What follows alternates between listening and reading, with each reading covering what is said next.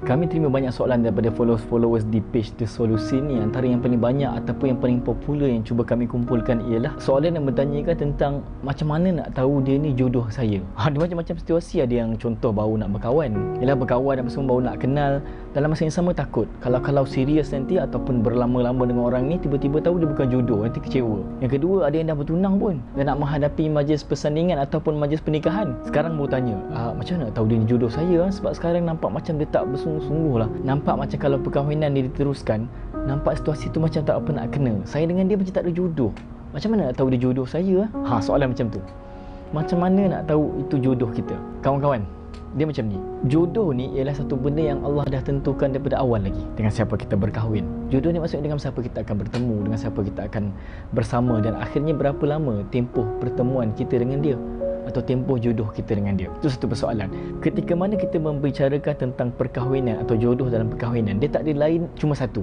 Macam mana nak tahu dia jodoh kita ialah apabila berlakunya ijab kabul. Ini kena ingat. Katalah kita berusaha untuk mendirikan sebuah rumah tangga dengan seseorang, seorang perempuan dengan seorang lelaki, seorang lelaki dengan seorang perempuan lah, berkawan ataupun berkenal atau disatukan oleh keluarga atau macam mana cara pun, akhirnya membawa kepada persetujuan untuk membina rumah tangga. Ada tarikh, kita akan buat ijab kabul. Mendekati hari tersebut, kalau tak ada apa-apa berlaku dan pada hari tersebut dengan izin Allah kedua-duanya berkumpul dan berlaku majlis ijab kabul dan ijab kabul tu berlaku betul, maka itulah jodohnya.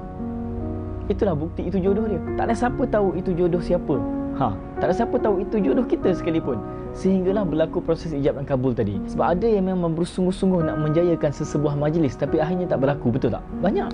Itu tandanya itu bukan jodoh. Sama ada majlis itu sendiri terbatal akibat pergeseran keluarga mungkin, ataupun kedua-duanya tak mahu meneruskan perkahwinan, ataupun salah seorang daripada mereka tak ada ni, erti kata meninggal. Ada banyak. Esok majlis hari ni duk bersiap bagai apa semua, naik kereta bam, accident, meninggal.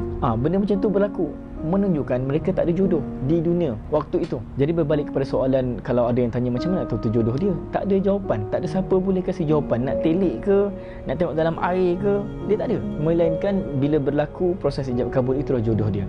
Sekalipun mereka tidak pernah bercinta, sekalipun mereka tidak pernah berkenal, sekalipun mereka ni tak ada perasaan suka sama suka, dijodohkan. Mak ayah ni bincang dengan mak ayah ni, jodoh-jodoh, tak pernah kenal, tak pernah apa, kita set tarikh, main paksa je. Contoh kami paksa macam tu, berlaku ijab kabul, itulah jodoh dia. Satu lagi persoalan selepas berlakunya ijab kabul ialah selama mana jodoh kita dengan dia. Itu pun persoalan juga. Itu pun bukan jawapan pada kita. Sebab apa? Ada jodoh yang kejam, ada jodoh yang berpanjangan, betul tidak?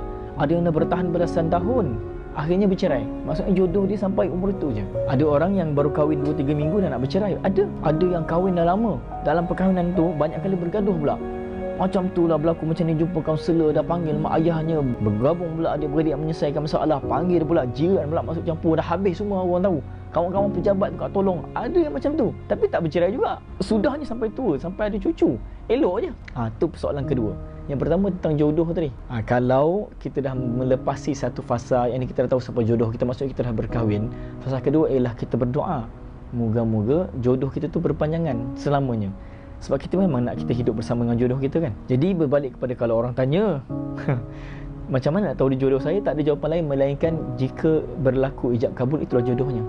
Dan pesanan saya kepada semua, katalah kita dah melepasi satu fasa, ini fasa kita dah tahu dah siapa jodoh kita, kena doalah selalu, mudah-mudahan jodoh kita berkekalan selamanya.